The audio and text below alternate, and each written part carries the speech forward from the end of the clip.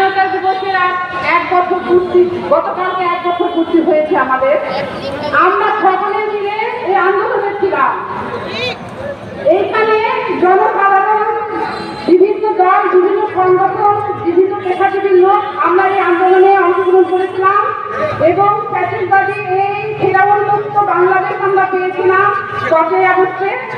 সেই পরিপ্রেক্ষিতে সেই বিজয়ের দিনে গতকালকে আমরা সেই বিজয় মিছিল করতে পারি নাই। আজকে আমরা যে আমাদের রাজশাহী মহানগরের উদ্যোগে আজকে আমাদের বিজয় মিছিল আমরা করব।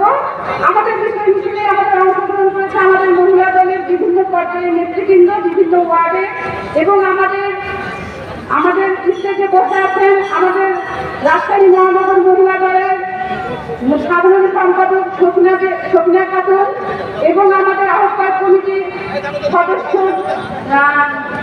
রোজিয়াপা, এবং আমাদের নিচে যারা আছেন তারা আছেন আমাদের মহিলা দলের সাংগঠনিক সম্পাদক জরিনা খাতুন, আমাদের আহ্বায়ক কমিটির সদস্য সুরিয়াপা উপস্থিত আছেন, আমাদের 26-এর নেত্রী আছেন এবং মহানগরের হচ্ছে যুগ্ম সম্পাদক ফরিদা খাতুন আছেন, আমাদের হাসি থানা কমিটির আহ্বায়ক আমাদের হাসিয়াপা আছেন, 18 নেত্রী আছেন, 10-এর নাজুয়াপা আছেন, শিউলিয়াপা আছেন, 26-এর আসমাপা আছেন, 23-এর আসমাপা আছেন, রুমাপা আছেন, লিলুপাপা আছেন, এবং 2-এর আমার নার্গিসাপা আছেন, আমার হচ্ছে 3-এ গুনাপা আছেন, এবং আরো অনেক আপা আছেন, মর্মিয়াপা আছেন, 17 হচ্ছে রুমাপা আছেন, আমি মমতাপা আছি। আপনাদের আহ্বায়ক কমিটি আমাদের মহিলা দলের হচ্ছে মহানগরের যুগ্ম সম্পাদক এবং বিভাগীয় এবং আমাদের